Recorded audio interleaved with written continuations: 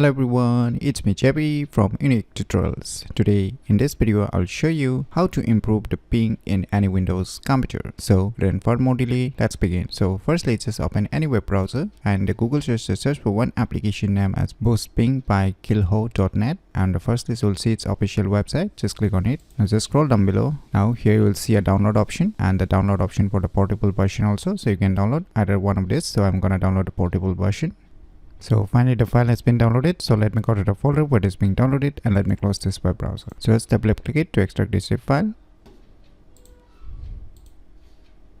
Just open the extracted folder. Just double click it to run the software installer. Now you can see the user interface of the softwares, and here you can see a run button options. So before clicking on this run, just click on this config. So here you will see your network adapter, and here you will see some more options: disable Nagel's algorithm, network throttling index. So here you will see some more options here. So you can enable or disable it by going to this config options. Now just click on this run.